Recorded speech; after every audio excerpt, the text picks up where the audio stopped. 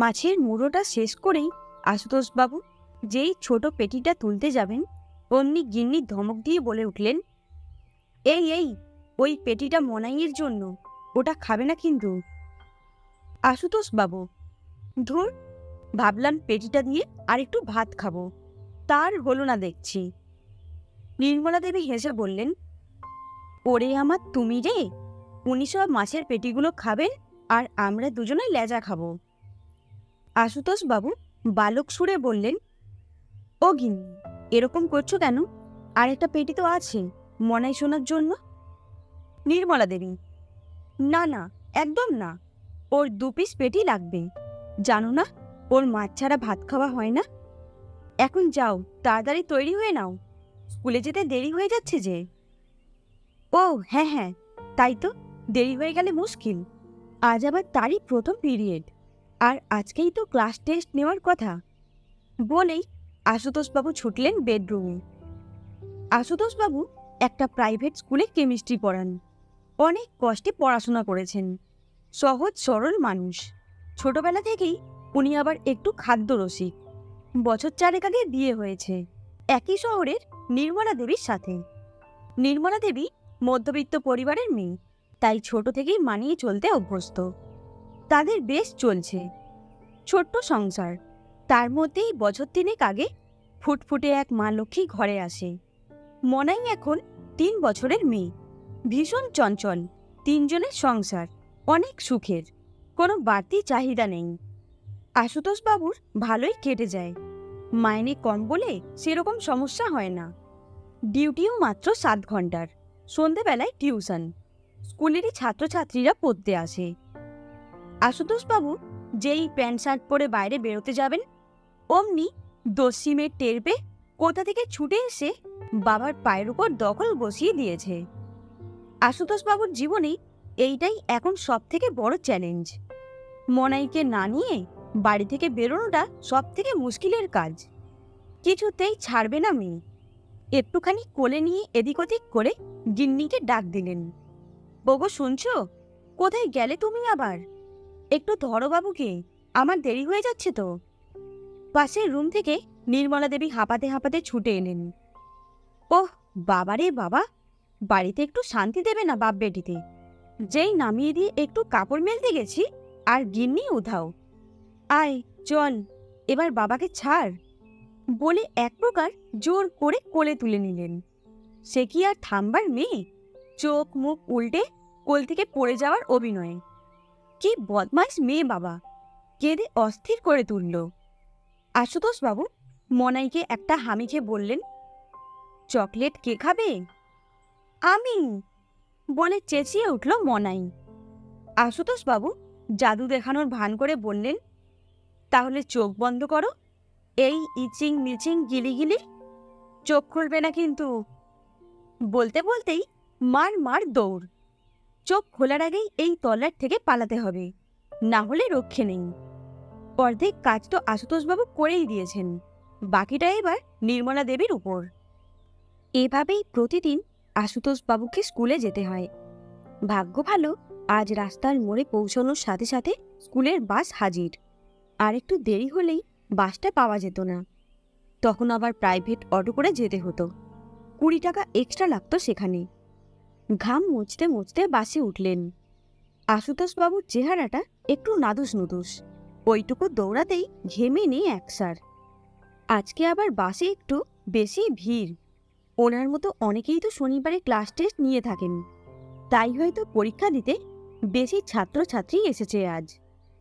একটু পিছনের দিকে এগিয়ে যেতেই সামনে থেকে কেউ একজন টোন কেটে করে বলল, এই আসু, মোটা পশু, পেছনেই বসু, বলেই খ্যাঁক খ্যাঁক করে হেসে উঠল। সঙ্গে সঙ্গে গোটা বাসশুদ্ধ ছাত্রছাত্রীরা হেসে উঠল। একটা খুবই অসুস্থ অস্বাস্থ্যকর পরিস্থিতির সৃষ্টি হলো। এ ধরনের মন্তব্য একজন শিক্ষকের কাছে কতটা অপমানজনক সেটা বোধহয় আরেকজন শিক্ষকই বুঝতে পারবেন। একজন শিক্ষকের সারা জীবনের উপার্জন বলতে শুধু সম্মান আর মানুষের শ্রদ্ধা। এরকম মানুষের সাথে দুর্ব্যবহার অত্যন্ত নিন্দনীয়। আশুতোষবাবু উত্তর দিলেন না, শুধুমাত্র মুখটা আরেকটু নিচু করে বোঝানোর চেষ্টা করলেন তিনি কতখানি কষ্ট পেয়েছেন। আশুতোষবাবু অবশ্য আন্দাজ করতে পেরেছেন এটা কার কাজ। প্রায়শই সে শিক্ষক শিক্ষিকাদের টিপ্পনি কাটে। ক্লাস 12-এর ছেলে যে এতটা নোংরা হতে পারে সেটা এই সময়ের মানুষজন খুব ভালো করেই জানেন। ধনী বাবার সুপুত্তর বলে কথা, তাই সেরকমভাবে কেউ অভিযোগ করেন না। ওই ছেলেগুলোর মধ্যে অনেকেরই বাবা স্কুলের অনুষ্ঠানে মোটা টাকার ডোনেশন দিয়ে থাকেন, তাই স্কুল কর্তৃপক্ষ এক প্রকার নিষ্ক্রিয়। আজকে শনিবার, বেশিরভাগ ছাত্রছাত্রী একাদশ দ্বাদশ শ্রেণীর, তাই একসাথে থাকলে বেশি করে বদমাইশি করে। আশুতোষবাবু মুখ নামিয়েই দাঁড়িয়ে রইলেন। হঠাৎ সামনে থেকে একটা পরিচিত আওয়াজ শোনা গেল।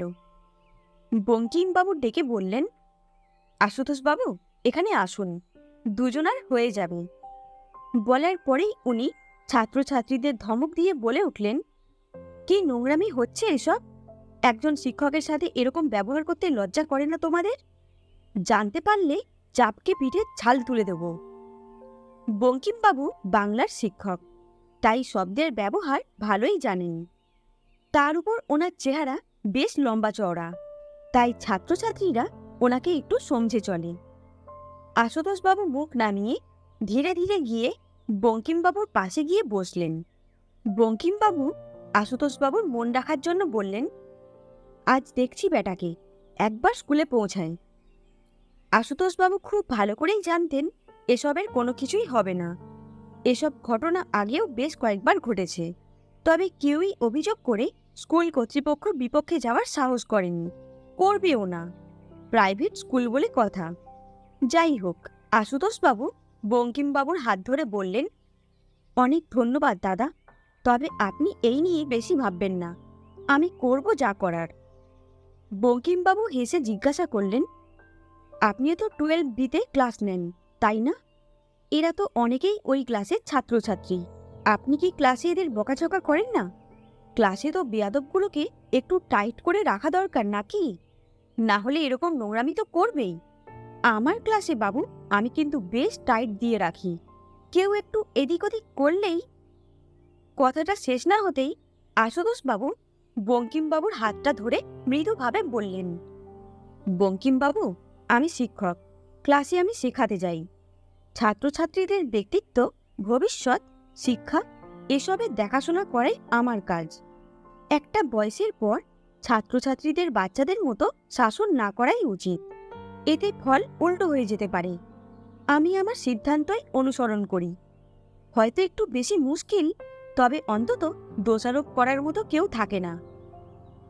বঙ্কিমবাবু হেসে ফেললেন, বাব্বা, আপনি তো দেখছি মশাই একদম দার্শনিক মানুষ।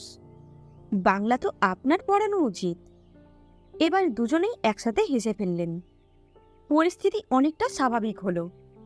কথা বলতে বলতে কিছুক্ষণের মধ্যেই স্কুলের বাস ক্যাম্পাসে ঢুকে গেল। নামতে নামতে আবার একটা ফিসফিসানি কানে এলো। এবার ওনারা দুজনেই শুনতে পেলেন, আশুতোষ স্যার তো মেয়েদেরই বেশি নাম্বার দেয়, আমরা কি করব ভাই? বঙ্কিমবাবু এবার নিজেই একটু ব্যঙ্গ করে বললেন, দার্শনিক বাবু এবারটা আপনি সামলান, বলেই নিজের বিল্ডিংয়ের দিকে রওনা দিলেন। আশুতোষবাবু এবার সত্যি খুব ক্ষুণ্ণ হলেন। মনে মনে ভাবলেন, আজ সবাইকে শিক্ষা দিয়েই ছাড়বেন। ক্লাসে ঢুকেই বললেন, সবাই ল্যাবে চলো, আজ ক্লাস টেস্টে রিং টেস্টের প্রিন্সিপাল আর রিএজেন্ট লিখতে হবে সবাইকে। রিং টেস্ট শুনেই ক্লাসের 5-6 জন বেয়ারা ছেলে চেঁচামেচি শুরু করে দিল। স্যার, আজ তো ক্লাস টেস্ট হওয়ার কথা, প্র্যাকটিক্যাল তো প্র্যাকটিস করিনি আমরা। আশুতোষবাবু শান্তভাবে বললেন, বেশ তো, ঠিক আছে, ল্যাবে চলো। রিং টেস্টের প্রিন্সিপাল আর রিএজেন্ট লিখে খাতা জমা দেওয়ার পর না হয় আমি চট করে একবার দেখিয়ে দেব, তবে তার আগে তোমাদেরকে লিখে দেখাতে হবে। বলেই শটান ক্লাস থেকে বেরিয়ে গেলেন। ল্যাবে সবাইকে আলাদা আলাদা বসিয়ে দিয়ে আশুতোষবাবু পরীক্ষার সময় শুরু করে দিলেন। 5 মিনিট যেতে না যেতেই রোহিত ফিসফিস করে জিজ্ঞাসা করল, বিবেক, এই বিবেক, আমাকে একটু দেখা না খাতাটা। বিবেক, ধুর শালা, আমি পড়াশুনো করলে এই ফালতু স্কুলে পড়তাম নাকি? রিং টেস্ট শুনে আমি তো ভাবলাম স্যার এঙ্গেজমেন্ট রিং নিয়ে কাউকে পড়াতে বলবেন। বলেই হেসে উঠল। আশুতোষ বাবু, আহ, কি হচ্ছে কি? তোমরা 5 মিনিটও নিজে লিখতে পারো না নাকি? চুপচাপ লেখো।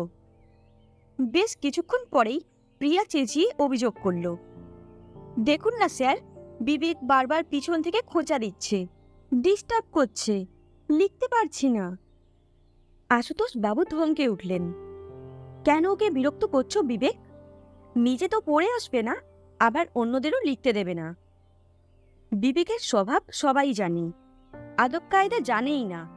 একদম গুন্ডাদের মতো বলল, স্যার পেন চাইছিলাম, এত বাড়াবাড়ির কি আছে? আশুতোষ বাবু আরো রেগে গেলেন, চিৎকার করে বললেন, বাড়াবাড়ির কি আছে? বাড়াবাড়ি ও করছে না তুমি? সব জায়গাতেই তো নোংরামি করে বেড়াও, সকালে বাসে, এখন আবার ক্লাসে, আবার তর্ক করো। প্রিয়া অনেক ভালো পড়াশোনায়, ওর ধারে কাছেও তুমি নাম্বার পাও না। কথাগুলো বলার পর আশুতোষ বাবুর নিজেরই বিশ্বাস হচ্ছে না রাগের মাথায় এতগুলো কথা বলে ফেলবেন। কথাগুলো বলে একটু চুপ করে গেলেন তিনি। বিবেকও ছাড়বার পাত্র নয়। বন্ধুদের সামনে স্যারের সাহস কি করে হয় এত কথা শোনানোর? সে কিছুতেই মেনে নেবে না, পাল্টা জবাব দিয়ে বলল, স্যার আমাকে শেখাবেন না আপনার প্রিয়া কি করে এত বেশি নাম্বার পায়?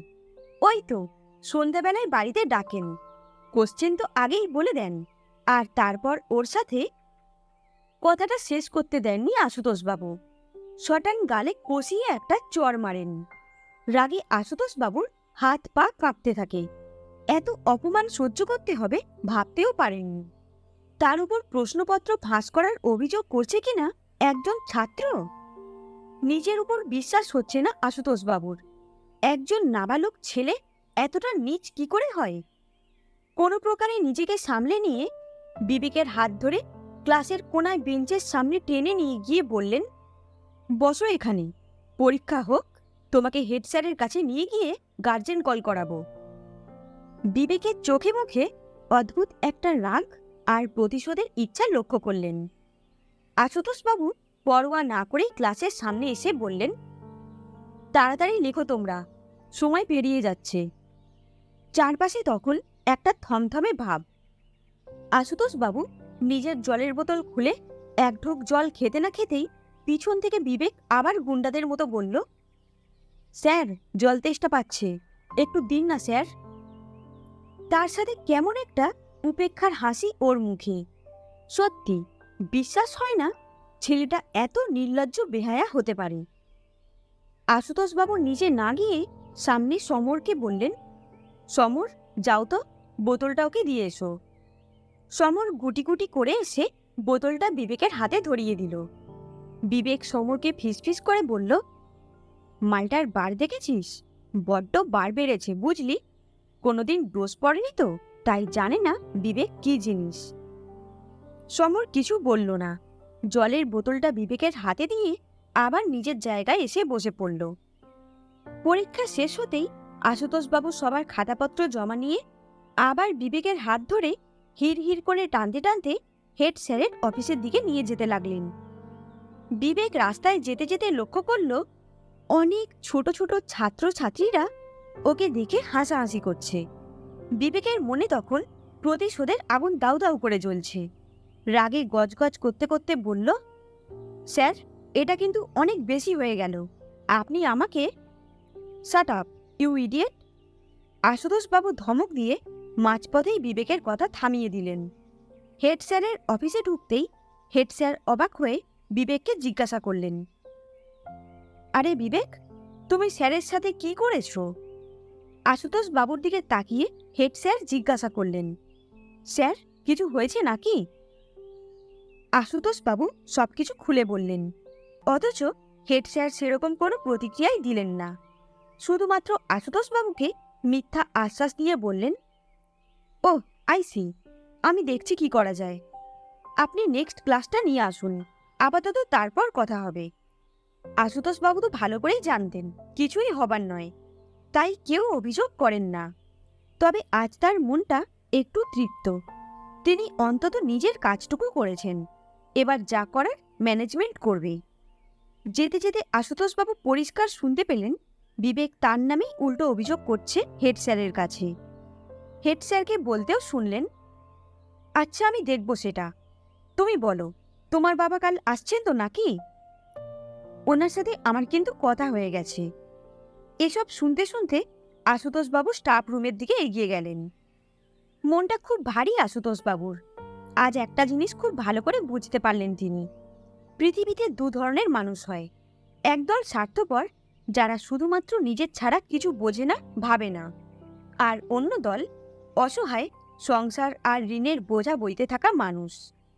আজ আর খিদেও পাচ্ছে না, তাই টিফিনের বেশিরভাগই সহকর্মীদের খাইয়ে দিলেন। সারাটা দিন শুধু ভেবেই কাটিয়ে দিলেন। মাঝে মাঝে মনাইয়ের কথা মনে পড়তে লাগলো। নিজের মনেই বলতে লাগলেন, আজ যদি তুই না থাকতিস হয়তো আমারও থাকতে ইচ্ছা হতো না। বিকেল 4:30 বাজতেই বাড়ি ফেরার তোড়জোড় শুরু হয়ে গেল।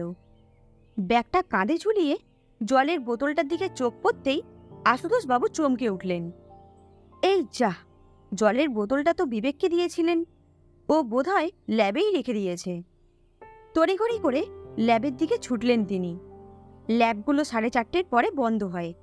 ঝাড় দেওয়ার জন্য কিছুক্ষণ খোলা থাকে, তাই এখনো খোলা থাকবে হয়তো। ল্যাবে ঢুকে আশুতোষবাবু তন্ন তন্ন করে খুঁজেও জলের বোতলটা পেলেন না। মনে মনে ভাবলেন, আজ কপালে দুর্গতি আছে, গিন্নির কাছেও আজ বকা খেতে হবে। এইসব ভাবতে ভাবতে খুঁজতে থাকলেন। বোতলটা তো পাওয়া গেলই না, তার উপর কারা আবার কেমিক্যাল অ্যাসিডের বোতলগুলো এদিক ওদিক করে রেখে দিয়ে গেছে।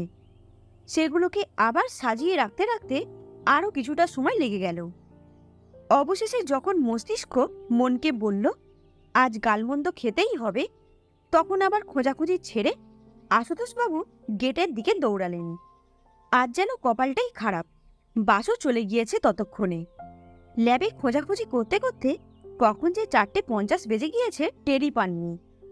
অগত্যা আজ কিছুটা হেঁটে হেঁটে যেতে হবে। অবশ্য মিনিট 5 হাঁটলেই মোড়, ওখান থেকে অটো পাওয়া যায়। কোনো কলিগও নেই যে লিফট চাইবেন। বিশ্বাসই হবে না কারো, ছুটি হবার 20 মিনিটের মধ্যেই সবাই এমন গায়েব হয়ে যায় যেন দীর্ঘ শতাব্দী ধরে সবাই 4:30 বাজার অপেক্ষাই করছিল। চারিদিক একদম জনশূন্য, সবারই ঘরে যাওয়ার তাড়া। আশুতোষবাবু ভাবলেন, রাস্তাটা বেশ সুন্দরভাবে সাজানো, দুদিকে গাছপালা দেখতে দেখতে টুক করে পৌঁছে যাবেন মোড়ে। 50-60 মিটার এগিয়ে যেতেই পেছন থেকে কাদের আওয়াজ শোনা গেল। মনে মনে ভাবলেন, কোনো কলিগ হয়তো। পিছন ফিরে তাকাতেই কি একটা যেন সোজা মুখে এসে পড়ল। কিছু বোঝার আগেই তীব্র একটা জ্বালা অনুভব হলো আশুতোষবাবুর। মাথার চুল থেকে পায়ের নখ পর্যন্ত যেন কেউ আগুন লাগিয়ে দিয়েছে। নিঃশ্বাস নিতে কষ্ট হচ্ছে, নাক দিয়ে হাওয়া কিছুতেই ভেতরে ঢুকতে চাইছে না। জলের মাছ ডাঙায় তোলার মতন অবস্থা। আশুতোষবাবু লক্ষ্য করলেন তার বাঁ হাতের মাংস গলে পড়ছে, বুকের জামাটা কালো হয়ে ফুটো হয়ে গেছে, শরীরের নানান জায়গা থেকে ধোঁয়া উঠছে, আর সঙ্গে পোড়া মাংসের গন্ধ। পরিষ্কার বুঝতে পারলেন তার মুখের মাংস ঝলসে যাচ্ছে আস্তে আস্তে, ঠোঁটটাও এবার খসে পড়বে হয়তো। অসহ্য যন্ত্রণায় কাতরাতে কাতরাতে মাটিতে লুটিয়ে পড়লেন আশুতোষবাবু। ডান চোখ দিয়ে আবছা দেখতে পেলেন 2-3 জন ছাত্র স্কুলের পোশাকে পালিয়ে যাচ্ছে। সামনে একটা জলের বোতলের ঢাকনা পড়ে আছে। আরে, এটা তো ওনারই জলের বোতলের ঢাকনা। এটাই তো উনি খুঁজতে গেছিলেন ল্যাবে। ধীরে ধীরে কখন চোখ বন্ধ হয়ে এসেছে নিজেই বুঝতে পারলেন না।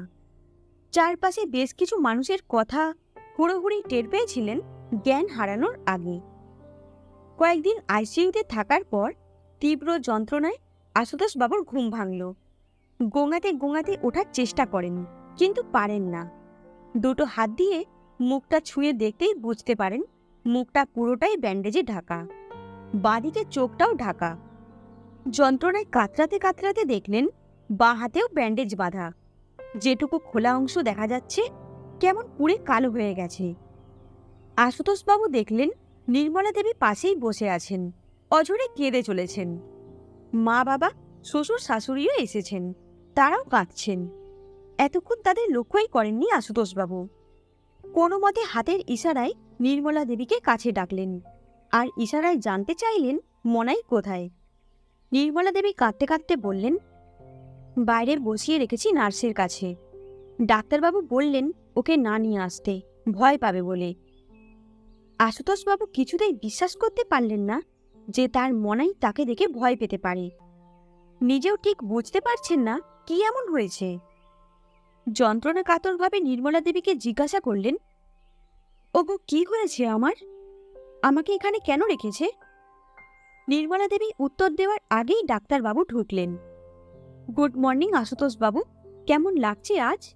3 দিন পর আপনার জ্ঞান ফিরেছে, এখন তো একদম চাঙ্গা মনে হচ্ছে। আশুতোষবাবু ডাক্তারবাবুকেও একই প্রশ্ন করলেন। ডাক্তারবাবু, কি হয়েছে আমার? আমাকে এখানে আনা হয়েছে কেন?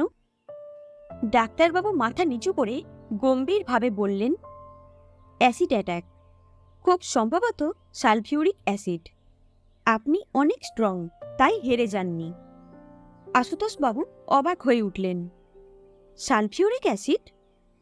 বিড়বিড় করে বললেন, সেদিন ল্যাবে জলের বোতল খুঁজতে গিয়ে সালফিউরিক অ্যাসিডের বোতলই তো দেখেছিলাম, কিন্তু আমাকে কে অ্যাসিড ছুড়বে?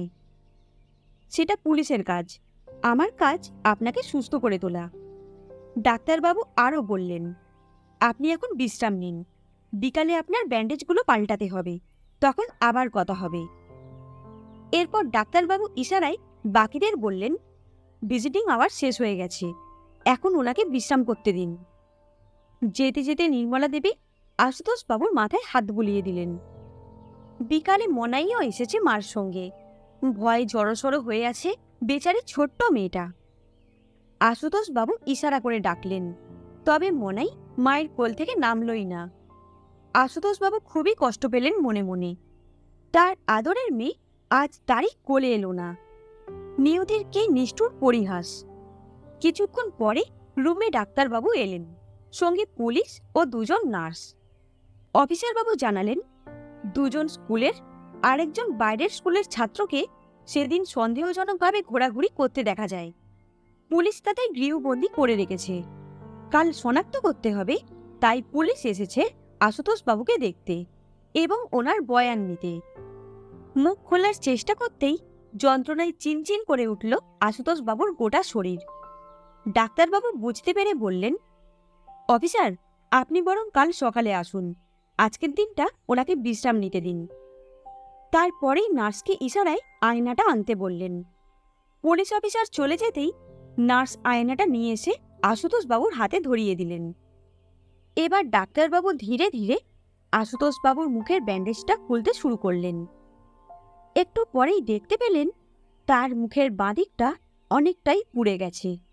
গালের মাংস গলে গিয়ে ব্যান্ডেজের সাথে চিটে গেছে।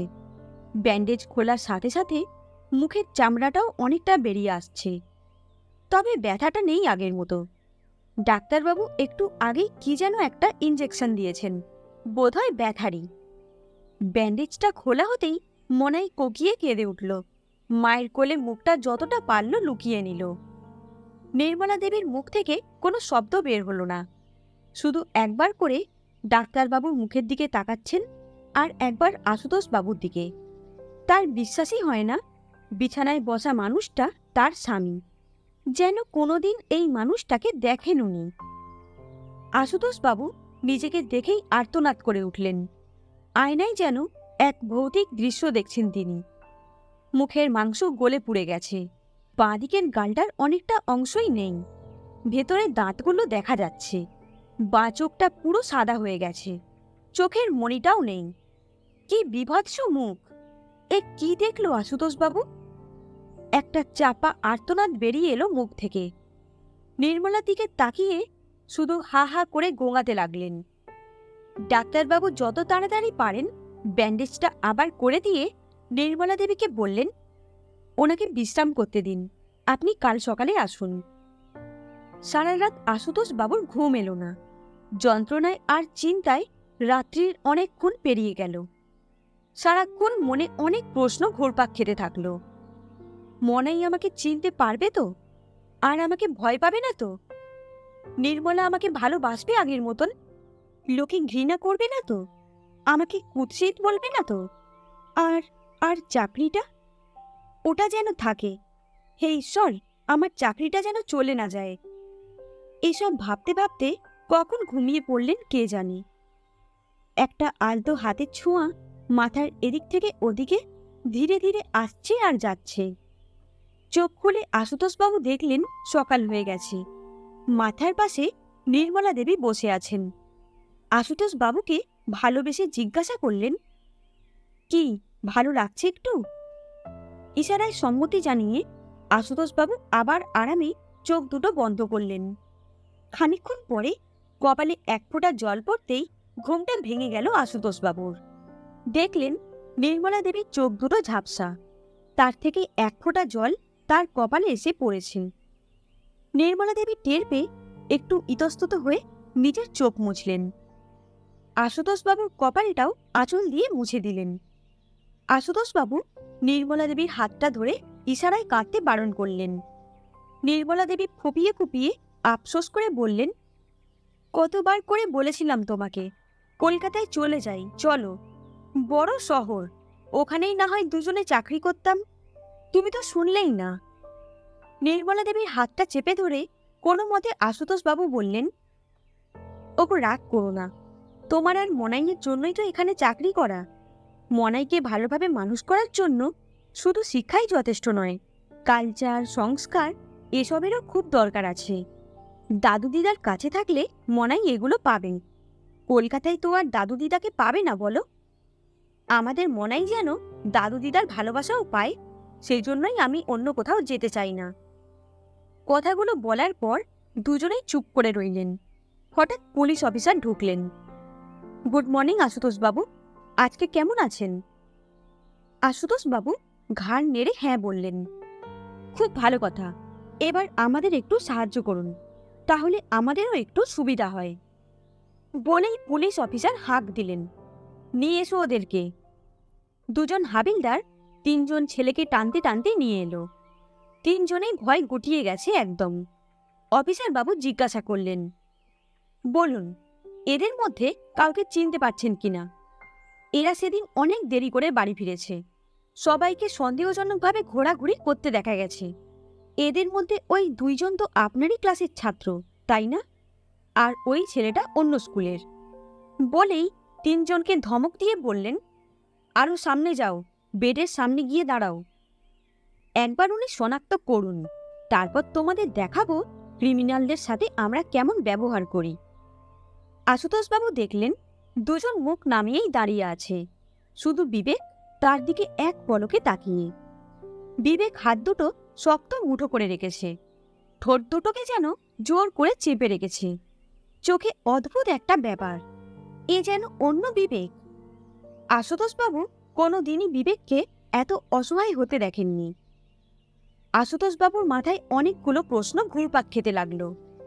কি একটা ভাবতে ভাবতে চোখ বন্ধ করে বললেন, না অফিসার, এদের মধ্যে কেউ ছিল না সেদিন। অফিসারবাবু হতবাক হয়ে বললেন, হোয়াট? কি বলছেন আশুতোষবাবু? ভালো করে দেখুন। বিবেকের দিকে আঙুল দেখিয়ে বললেন, এই ছেলেটাই আপনার সাথে সেদিন দুর্ব্যবহার করেছে। আমি ক্লাসের ছেলেদের কাছে জানতে পেরেছি সব। স্কুলের পিয়নও আমাকে বলেছে বিবেক লুকিয়ে লুকিয়ে সেদিন ল্যাবে ঢুকেছিল, একটা জলের বোতল নিয়ে বেরিয়ে এসেছে। আপনি দয়া করে ভালো করে দেখুন। আশুতোষবাবু একটু বিরক্ত হয়ে বললেন, বললাম তো অফিসার, এরা কেউই ছিল না। আর স্কুলে এরকম অনেক ঘটনাই ঘটে, তাই বলে স্কুলের ছাত্রদের এভাবে হেনস্থা করবেন না প্লিজ। পুলিশ অফিসার কি বলবেন বুঝতে পারছিলেন না। অবশেষে বললেন, আপনি যখন ওদের বাঁচাতে চাইছেন তখন আমার আর কিছুই করার নেই, তবে আমার অনুরোধ আপনি আরেকবার ভেবে দেখবেন। আশুতোষবাবু নিজের স্বভাব মতো ঘাড় নেড়ে সম্মতি জানালেন। লক্ষ্য করলেন যাবার সময়ও বিবেক হাতের মুঠো খোলেনি। দরজার সামনে গিয়ে একবার পিছন ফিরে তাকালো, যেন কিছু একটা বলতে চাইছিল সে। পুলিশ অফিসার আশুতোষবাবুর আরোগ্য কামনা করে বেরিয়ে গেলেন। একটা দীর্ঘ নিঃশ্বাস ফেলে আশুতোষবাবু আবার চোখ দুটো বন্ধ করলেন। আশুতোষবাবুর মুখে অদ্ভুত একটা তৃপ্তির হাসি, যেন কিছু ফিরে পেলেন। আশুতোষবাবুকে এভাবে হাসতে দেখে নির্মলা দেবী অভিযোগের সুরে বললেন, তুমি হাসছ? যারা তোমার এত বড় ক্ষতি করে দিয়ে গেল তাদের এভাবে যেতে দিলে? আশুতোষবাবু হাত বাড়িয়ে নির্মলা দেবীকে কাছে আসতে বললেন। কষ্ট করে নির্মলা দেবীর হাতটা ধরে জিজ্ঞাসা করলেন, আচ্ছা, তোমার কি মনে হয় মানুষ পাল্টায়? মানে পরিবর্তন হয় মানুষের? আশুতোষবাবুর শিশুসুলভ প্রশ্নে নির্মলা দেবী অবাক হয়ে গেলেন। চোখ বড় বড় করে জিজ্ঞাসা করলেন, কি বলছো কি তুমি? এই জানোয়ারগুলো পাল্টে যাবে? তোমার কি মাথা খারাপ হয়ে গেল নাকি? আশুতোষবাবু ধীরে ধীরে বললেন, হ্যাঁ গো, পাল্টায়। অপরাধবোধ মানুষের আমূল পরিবর্তন করে, আর সেটাই দেখলাম ওর চোখে মুখে সারা শরীরে। নির্মলা দেবীর তখনও রাগ কমেনি। এবার একটু রেগেই জিজ্ঞাসা করলেন, আচ্ছা, কি এমন দেখলে ওর মধ্যে যে তোমার এত তাড়াতাড়ি মনে হলো ও পাল্টে গেছে? আশুতোষবাবু মৃদুভাবে বললেন, বিবেক দংশন। নির্মলা দেবী আর কথা বাড়াননি। ওনার মনেও তখন অনেক প্রশ্ন। কিছু প্রশ্নের উত্তর হয়তো কোনো দিনই পাবেন না। সারাটা দিন সংসার আর আশুতোষবাবুকে সামলাতে সামলাতেই কেটে গেল। রাত্রে খাবার খাবার পর আশুতোষবাবু চুপচাপ বসেছিলেন। মাথার ভেতর প্রশ্নগুলো আবার ঢেউ তুলছে, কখনো বাস্তবে, আবার কখনো কল্পনার জগতে তার মন। এরই মাঝে হঠাৎ আশুতোষবাবুর মোবাইলটা বেজে উঠল। ভাবলেন হয়তো নির্মলা ফোন করেছে। অতি কষ্টে হাতটা টেনে ফোনটা ধরলেন। স্ক্রিনে তখন বিবেকের নামটা ফুটে উঠছে বারবার। আলোটা জ্বলছে আর নিভে যাচ্ছে। প্রথমে ভাবলেন ফোনটা রিসিভ করবেন না, কিন্তু নাছোড়বান্দা মোবাইলটা বেজেই চলেছে একটানা। তাই অনিচ্ছা সত্ত্বেও ফোনটা রিসিভ করে বললেন, হ্যালো। ওপার থেকে বেশ কিছুক্ষণ ফুপিয়ে ফুপিয়ে কান্নার পর একটা ক্ষীণ আওয়াজ এলো। গলাটা বেশ ভারী, ধরা ধরা। বিবেক। স্যার, আপনি তো আমাকে চিনে ফেলেছিলেন, তাহলে পুলিশকে বললেন না কেন? প্রশ্নটা করেই আওয়াজটা থেমে গেল আবার। আশুতোষবাবুর গলাটাও ভারী হয়ে এলো এবার। একটু সামনে নিয়ে বললেন, বিবেক, আমার সাথে তো যা হওয়ার হয়েই গেছে, সেটাকে তো আর পাল্টানো যাবে না। তবে তোমার সামনে আরো অনেকটা রাস্তা বাকি, অনেক কিছু দেখার আছে, জীবনটা উপভোগ করা বাকি। নিজের ভবিষ্যৎ আরো ভালো করে তৈরি করো, অনেক বড় হও, মানুষের মতো মানুষ হও। আমি তোমাকে ক্ষমা করে দিয়েছি। কথাগুলো শুনতে শুনতে বিবেকের খোঁপানিটা আরো বেড়ে গেল। হাতটা কাঁপতে কাঁপতে বহু কষ্টে ফোনটা কেটে দিল সে। মাথাটা খুব ভারী হয়ে এসেছে এতক্ষণে। বুকের ভেতরটা ধরাস ধরাস করছে। তার মন তখন আত্মগ্লানি আর অনুশোচনায় ভরা। দেওয়ালটা ধরে আস্তে আস্তে বসে পড়ল মাটিতে। চারিদিকে একটা নিস্তব্ধতা। সকালে বিবেকের মা বিবেকের রুমে কফি আর ব্রেড টোস্ট নিয়ে ঢুকলেন। হঠাৎ তীব্র চিৎকার আর আর্তনাদে বাড়ি শুদ্ধ কেঁপে উঠল। কফির মগটা মেঝেতে পড়ে ঝনঝনিয়ে টুকরো টুকরো হয়ে গেল। বিবেকের বাবা আর বোন দৌড়ে এলো বিবেকের রুমে। বিবেকের মা জ্ঞান হারিয়ে পড়ে আছেন মেঝেতে। কাচের টুকরো আর ব্রেড চারিদিকে ছড়িয়ে ছিটিয়ে পড়ে রয়েছে। সিলিং ফ্যান থেকে বিবেকের নিথর দেহটা ঝুলছে। নাক থেকে কয়েক ফোঁটা রক্ত ঝরে শুকিয়ে গেছে। চোখ দুটো অনেকটা বেরিয়ে এসেছে। নিচে একটা সাদা কাগজের টুকরো পড়ে, তাতে লেখা আছে, স্যারকে অনেক ধন্যবাদ, একটা জানোয়ারকে মানুষ করে দিয়ে গেলেন।